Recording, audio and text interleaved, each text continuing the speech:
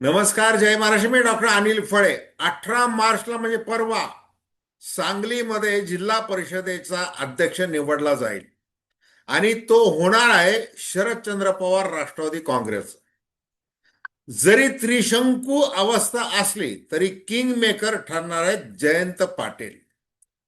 आणि ते कुणाच्या मदतीने आपली सत्ता, आपला अध्यक्ष तिथं निवडून आणू शकतात, तर ते राष्ट्रवादी काँग्रेस अजित पवार पक्षाच्या सहकार्याने. म्हणजे एक विलिनीकरणाचा एक नवा मंत्र, नवी पायवाट महाराष्ट्रातल्या राजकारणासाठी ते तयार करू पाहत आहेत आणि त्याच्यामध्ये ते यशस्वी होतील अशा प्रकारची चर्चा सांगलीमध्ये सध्या जोर पकडून सुरू आहे. आता जयंत पाटील हे कोणत्या धाटणीचे नेते आहेत? अत्यंत अभ्यासू आहेत, उच्च शिक्षित आहेत, तोंडात साखर डोक्यावर बर्फ ठेवून बोलणारे आहेत. अजितदादा पवार यांचं नातं हे आपण कोणत्या प्रकारे जपलेलं आहे त्यांनी अनेक वर्तणुकींमधून दाखवून दिलेलं आहे.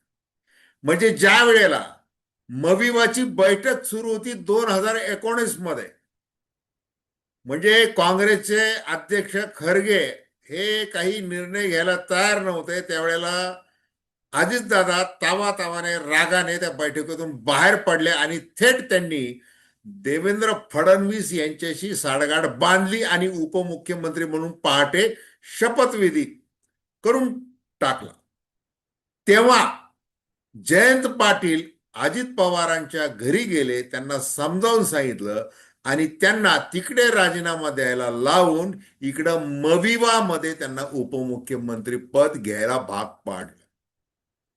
दरम्यानच्या काळात अनेक घटना घडल्या आणि सगळ्यात घटना म्हणजे अर्थातच 28 जानेवारी 2026 महाराष्ट्राच्या मनाला कायमचा चटका लावून जाणारी घटना, अजितदादाचा अकाली मृत्यू, अपघाती की घातपाती मृत्यू.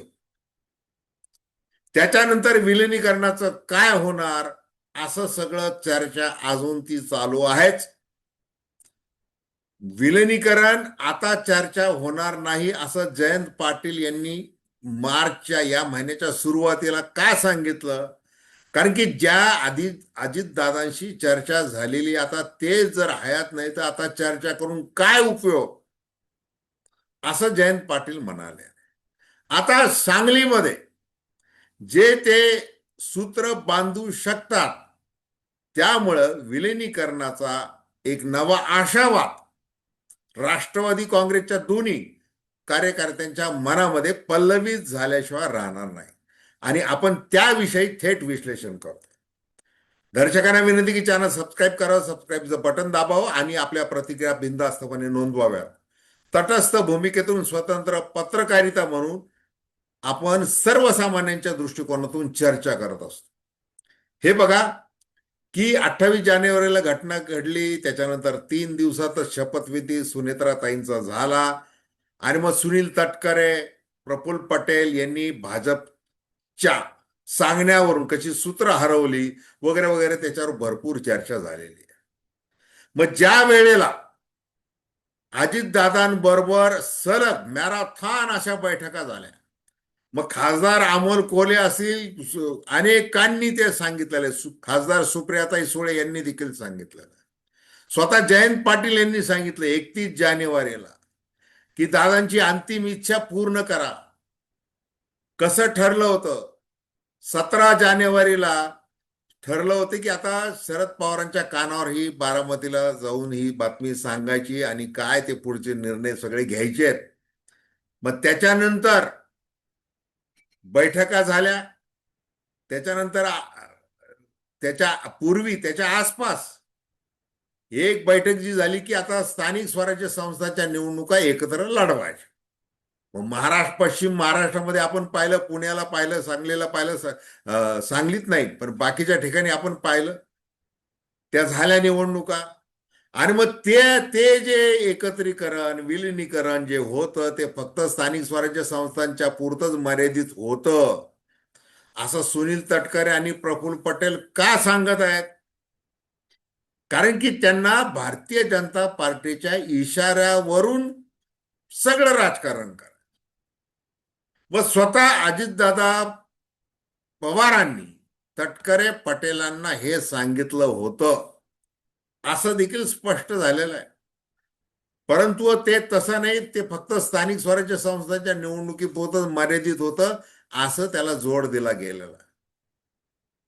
मग असं या सगळ्या परिस्थितीमध्ये सुनेत्राताई पवारांचा उपमुख्यमंत्री म्हणून शपथविधी होणं, त्यांचे राष्ट्रीय अध्यक्ष म्हणून निवड होणं, पार्थ पवार राज्यसभेवर जाणं, हे सगळं घडलेलं आहे. इकडे शरद पवार हे मविवातून खासदार म्हणून निवडून गेलेले आहेत. अशा परिस्थितीमध्ये सांगलीमध्ये जे जयंत पाटील घडू इच्छितात आणि त्यांना बऱ्यापैकी यश मिळताना दिसत आहे, तशी चर्चा होत आहे. आता आकडेवारीचा जर विचार केला तर तिथं सध्या कसे निवडून आलेले आहेत? महायुतीमध्ये भाजपचे आलेले 16, अजित पवार राष्ट्रवादी काँग्रेसचे आलेले 7 आणि एकनाथ शिंदे यांच्या शिवसेनेचे आलेले 7. म्हणजे 16, 6, 7, 29. नंतर मविवाची काय परिस्थिती आहे? मविवामध्ये शरदचंद्र पवार राष्ट्रवादी काँग्रेसचे आलेले आहेत 18, नंतर उद्धव बाळासाहेब ठाकरे शिवसेनेचे आलेले आहेत 11 आणि काँग्रेसचा 1 आलेला आहे, असे 30 आहेत. आता ही अशी काट्याची टक्कर अध्यक्षपदासाठी होणार आहे. स्पष्ट बहुमत नाहीये कुणा.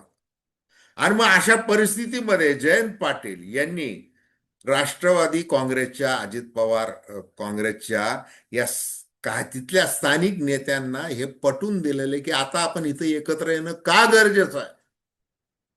आणि जयंत पाटील काय म्हणजे कशा प्रकारचे नेते आहेत हे सांगलीमध्ये जर माहित नसेल तर मग त्याला अर्थ काय? तिथल्या सगळ्या नेत्यांना माहिती आहे. संजय काका पाटील असतील, ते बाकीचे सगळे पदाधिकारी असतील, या सगळ्यांना माहिती आहे. त्यामुळे जयंत पाटलांच्या घरी कशा बैठका झालेल्या आहेत म्हणजे बघा तुम्ही, 2019 मध्ये ते अजितदादांचा राग शांत त्यांनी केला, ते त्यांच्या घरी गेले, बसले. त्याच्यानंतर त्यांना उपमुख्यमंत्री केलं मविवामध्ये. नंतर 2023 मध्ये मात्र ते काही करू शकले नाहीत. ते सगळे जे ईडीग्रस्त हसन मुश्रीफ, छगन भुजबळ, दिलीप वळसे पाटील सगळे एका रांगेत गेले तिकडे, छगन भुजबळ. परंतु जयंत पाटील काही गेले नाही. परंतु जयंत पाटील आणि अजित पवार यांचं नातं त्या अर्थाने कधीच तुटलं नाही. आणि मग मधल्या 2 वर्षामध्ये म्हणजे 2023, 2024 अगदी मध्ये चर्चा झाली की आता जयंत पाटील काय करणार? जयंत पाटील जाणार भारतीय जनता पार्टी. आता मग ते काय अजित पवार यांच्याबरोबर जाणार, मग ते काय मंत्री होणार, अशा खूप चर्चा झाल्या.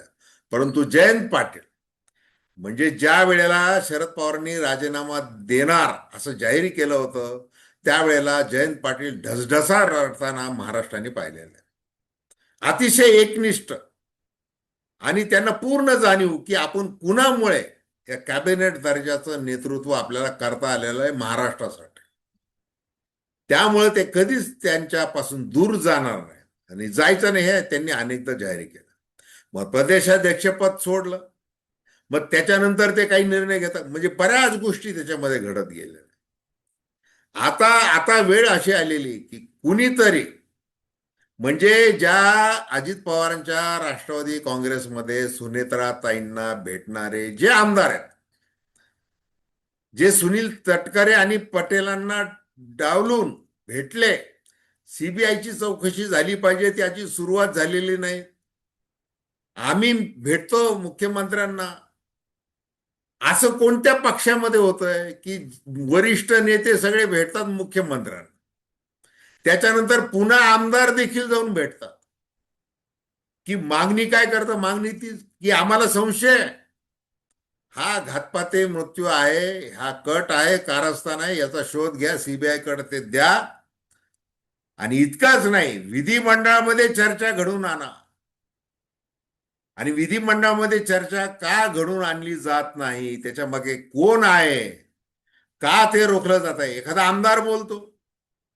आता ते जर अशी मागणी होतीये, महाराष्ट्राकडून होतीये, शरदचंद्र पवार राष्ट्रवादी काँग्रेसकडून होतीये, बाकी विरोधक जे आहेत शिवसेना, म्हणजे दोन्ही शिवसेनेकडून मागणी होती. हे विशेष आहे. असं असताना होत नाहीये चर्चा. ते त्याविषयी आजच दिवसभर खदखद व्यक्त केली गेली. म्हणजे एकूण काय, तुम्ही सगळा जर विचार केला, जयंत पाटलांचा हा जो सांगलीमध्ये जो प्रयत्न आहे तो यशस्वी होणं, हे दोन्ही राष्ट्रवादी काँग्रेसमधल्या सगळ्या कार्यकर्त्यांना ते हवं आहे. आणि तसं होण्याची चिन्ह आहेत. आणि त्या दृष्टीने जवळपास निश्चित झालेलं आहे की अजित पवार राष्ट्रवादी काँग्रेसचे जे काही 6 जण आलेले आहेत ते इकडे जयंत पाटील यांच्या सांगण्यानुसार मविवाचा अध्यक्ष व्हावा म्हणून पाठिंबा देण्याची अधिक दाट शक्यता आहे. आणि तसं झालं तर महाराष्ट्रामध्ये पुन्हा एकदा विलिनीकरण, एकत्रीकरण याची एक वेगळी चर्चा सुरू होणार आहे, हे तितकंच खरं. तर धन्यवाद. हा व्हिडिओ आपल्याला आवडला असेल तर अवश्य शेअर करा, सबस्क्राईब करा आणि आपली प्रतिक्रिया बिनधास्तपणे नोंदवा. धन्यवाद.